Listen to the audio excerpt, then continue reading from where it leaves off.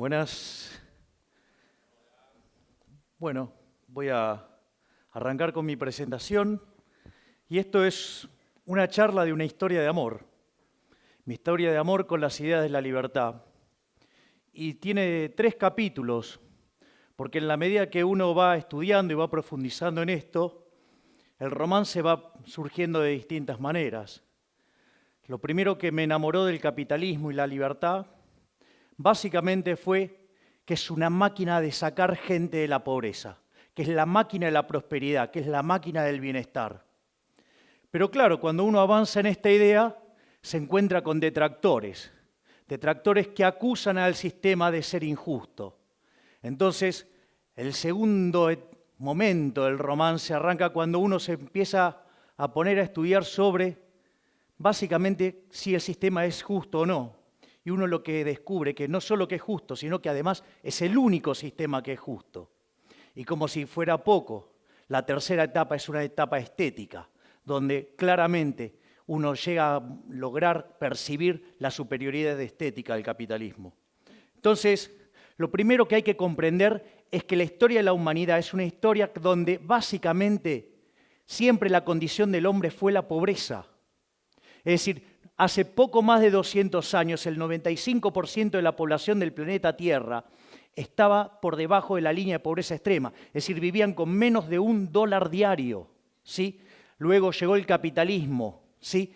Y ahora, digamos, en un mundo que tiene 7 veces más de personas, porque hemos superado los 7.250 millones de habitantes, ¿sí? Hoy las personas debajo de la línea extrema es menos del 5%.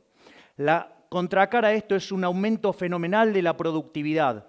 Si uno toma la historia desde el año 0 hasta el año 2000, el PBI per cápita se multiplicó por 12,9 veces. Sin embargo, en los años que van entre el 0 y el 1800, solamente subió 40%, todo concentrado justo después del descubrimiento de América. ¿Hasta qué? Hasta que llegó el capitalismo, sí, que generó la revolución industrial, y a partir de ahí, sí, el PBI se multiplicó por más de 9 veces.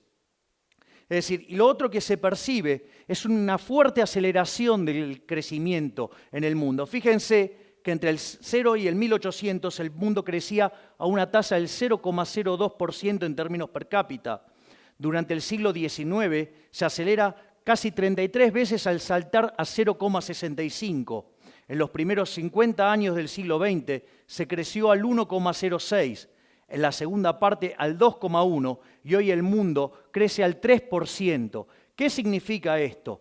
Una explosión de crecimiento, una aceleración fenomenal de crecimiento. Es más, si ustedes consideran que las cuentas nacionales subestiman prácticamente 1,15 el crecimiento, hoy el mundo estaría creciendo cerca del 4,15%, ¿sí?, per cápita. Eso significa que a lo largo de 100 años vamos a estar multiplicando el PBI per cápita por 60 veces. Es decir, que en un siglo, ¿sí?, vamos a estar logrando 4,6 veces más de lo que logramos en toda la historia de la humanidad.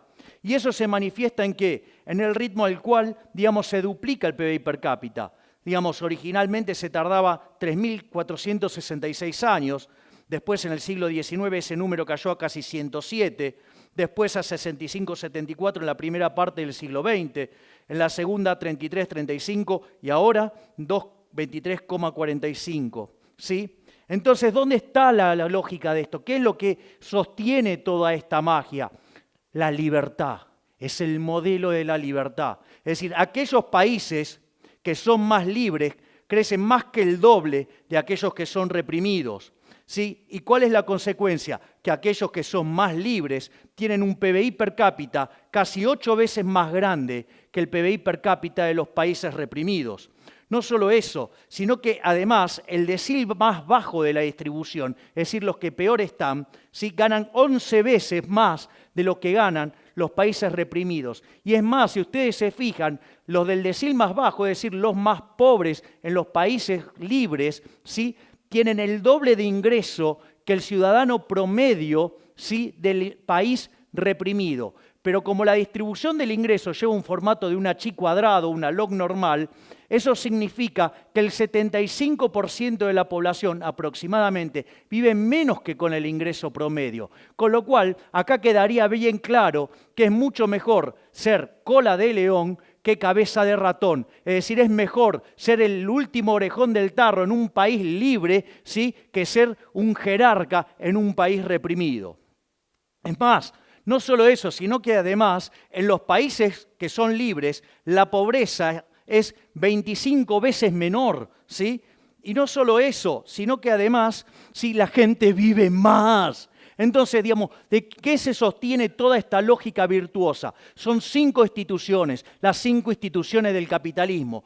Y estas van combinadas, por ejemplo, la propiedad privada con los mercados libres. Es decir, ustedes no pueden hacer transacciones voluntarias si no son dueños de los bienes que están transando. Y como consecuencia, es muy importante que no haya intervención del Estado, porque cuando supongan ustedes, sí, podrían ser dueños nominalmente de algo, pero el Estado le dice cómo usarlo, cómo disponer de ello, a qué precios, eso ya dejaría, sí, de ser libre. Por lo tanto, los precios no estarían cumpliendo la función que tendrían que cumplir porque no tendrían sentido. Entonces, digamos, es muy importante la propiedad privada para que sean ustedes los que intercambian lo que está en juego, ¿sí? Y que lo hagan libremente. ¿Por qué? Porque eso va a registrar un precio y eso va a ser una señal que se va a transmitir al sistema y el resto de los agentes de la economía se van a coordinar respecto a ese precio. Y ahí viene la tercera institución del capitalismo, que es la competencia. Es decir, que haya libre entrada y salida. ¿Para qué? Para que los recursos se puedan reasignar entre aquellos sectores donde el precio señala que ahí hay escasez y que hay problemas por resolver, ¿sí? Y como si todo esto fuera poco, aparecen 2 instituciones más, ¿sí? Una es la que tiene que ver con la división del trabajo.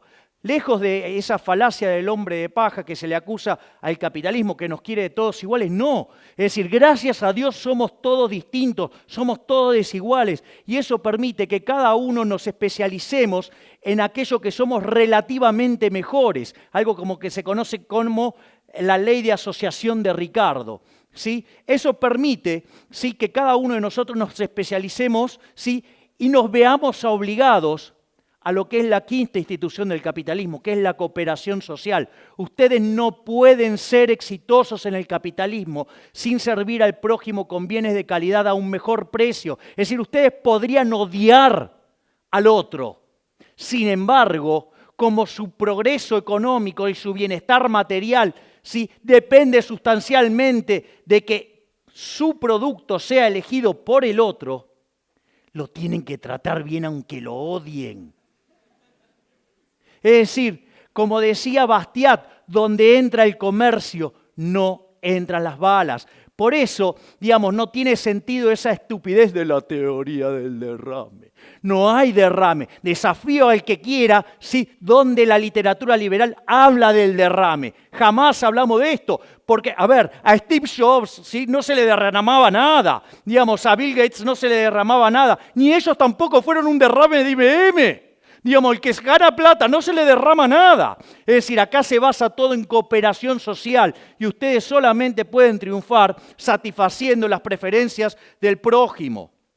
Entonces, pero me vienen después con los nórdicos. No, porque el socialismo de los nórdicos. A ver, vamos a ver qué es de los nórdicos. Por ejemplo, miren estos muchachos. Posición en Doing Business. Miren todo lo bien que están los nórdicos en Doing Business. Miren lo bien que están los nórdicos en libertad económica. Miren dónde están los nórdicos en materia de mercado laboral desregulado. Y miren dónde están los nórdicos en respeto de los derechos de propiedad. Es decir, de socialismo creo que le quedaron solamente los altos impuestos, los cuales además lo empezaron a bajar sustancialmente, por ejemplo, después de que quebraron a fines de los 80. Es decir, que de socialismo solo tiene el nombre, porque en realidad son más pro mercado de lo que la gente se cree. Entonces, una vez que uno tiene esta contundente evidencia empírica, aparece el problema de la desigualdad. No porque el capitalismo es desigual. Bueno, veamos en qué se sostiene toda esa patraña mentirosa, ¿sí? Primero, digamos, el problema en los socialistas que parten de una teoría del valor, que es una teoría del valor estúpida. o sea, llamada teoría del valor trabajo. Es como que ustedes, digamos, para determinar el precio de algo, ¿sí? Ustedes pueden sumar los costos. Es como que, digamos, que uno quisiera, digamos, producir vino en una sociedad, entonces toma el costo de la uva, el costo de la botella, el costo de la etiqueta, el costo del corcho, le pone un margen y con eso vende. Digamos, ¿a ustedes se les ocurre qué puedo hacer con una botella de vino, de ese gran vino, en una sociedad de abstemios? Bueno, me imagino que estará aumentando la producción de vaselina en este mismo momento.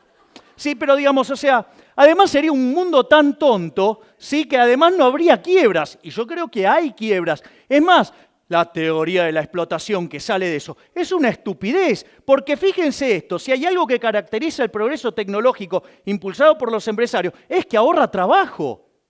¿Cómo? Está explotando a los trabajadores y utiliza tecnología que ahorra trabajo, es decir, para reducir la explotación.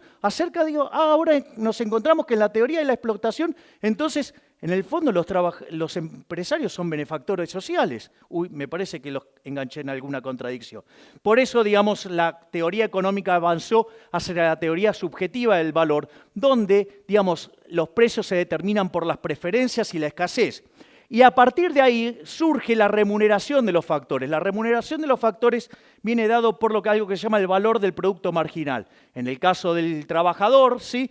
Sería el valor del producto marginal del trabajo, es decir, el salario, que se compone de dos elementos. El precio, donde intervienen las preferencias y la escasez, con lo cual a ustedes no les puede ir bien sin servir al prójimo con bienes de calidad a un mejor precio, porque si no hay quiebras y el precio es cero. ¿Sí? Y por otro lado, tiene que ver también con ¿qué? Con la productividad. Entonces, si ustedes generan algo que sirve al mercado, que sirve a la gente, que le arregla la vida a la gente y además son productivos, se van a llenar de plata. Pero está bien que así sea porque van a ser benefactores sociales. Entonces, eso permite ver de qué va la distribución del ingreso. En el fondo, la distribución del ingreso tiene que ver con cómo ustedes lograron servir al prójimo, es decir, cuán eficientes fueron arreglándole el problema a la sociedad. Y cuanto más productivos sean en ello, mejor les va a ir. Es decir, entonces, pero ¿qué hay acerca de la justicia del capitalismo? Entonces, ¿saben qué? Que todos los intercambios son voluntarios. Algo que los que miran teoría del valor trabajo no pueden entender, porque las cosas valen según el trabajo que tienen. Claro, entonces, ¿qué van a intercambiar? Nada. Entonces, yo les voy a contar el caso de una sociedad, ¿sí? Que aparece un chiquito que juega al fútbol y la rompe toda, se llama Messi, ¿sí?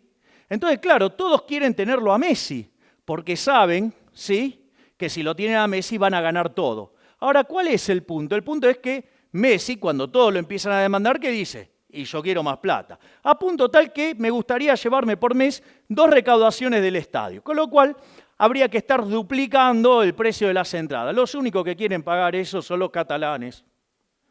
Con lo cual lo contrata el Barcelona, entonces le pega un peludo a todos, o sea, termina siendo campeón por escándalo, se le matan de risa a los madrileños en el propio Madrid, toda una fiesta. Ahora, cuando miran la distribución del ingreso, queda arriba Messi, después los dirigentes del Barcelona y los jugadores del Barcelona, después todos los españoles, salvo los catalanes y por último los catalanes. ¿Alguien podría decir que eso es injusto? Si todos consiguieron lo que querían. Pero vamos a otra sociedad. Supongan que yo subo a un autobús con mi amiga Cristina, que tiene fuertes valores sociales, y se sienta a mi izquierda, y entra de repente un señor con los bolsillos repletos de dinero. Eso a ella le parece tremendamente violento e injusto. Entonces saca un bate de béisbol, le pone en la cabeza y dice, o me das tu dinero o te rompo la cabeza. Entonces el hombre accede gentilmente a darle el dinero y suponiendo que no se la gasta ni en cartera, ni en zapatos, ni en hoteles y cosas por el estilo, ¿sí?, la reparte igualitariamente entre los que estaban en el autobús. La pregunta es, ¿ustedes podrían decir que esa sociedad es más justa? Entonces, lo que hay que ver también es que a lo largo del tiempo la distribución del ingreso va mejorando. Miren lo que era en los 60, ¿sí? En los 80 fue mucho menos desigual, en los 2000 mucho menos desigual. El índice de Gini se viene cayendo estrepitosamente y ustedes miren lo que era la distribución del ingreso en el 2003 y en el 2011. Es decir, que con el correr del tiempo el mundo se va haciendo más igualitario. Entonces ahora nos enfrentamos a la situación de afirmar con todas las letras que la justicia social es injusta. ¿Por qué? Primero entendamos la lógica populista. La lógica populista parte básicamente de lo que es la forma de la distribución del ingreso. Si debajo del ingreso promedio vive el 75% de la población, hay un negocio electoral buenísimo que es hablar de pobres y ricos y que le vamos a sacar a los ricos para darle a los pobres. Cuando pasa eso, ¿sí? ¿El resultado cuál es? Mire, digamos, electoralmente garpa un montón, ¿sí? Porque ustedes le están hablando del 75% de la población, pero lo que hay que entender es que la torta no es algo que está fijo, sino que por la teoría de la distribución, ustedes ya vieron que es un proceso dinámico que se genera en el mercado, porque si ustedes produjeran algo que no les sirve a nadie, van a la quiebra y no sacan ningún ingreso. Consecuentemente, ustedes ahí lo que tienen es que la lógica del populismo y el socialismo lo que hace es destrozar los incentivos, hace que la torta termine siendo más chica y que todos terminemos siendo más pobres. De hecho, digamos, siempre fue un sistema basado en generar gran cantidad de miseria.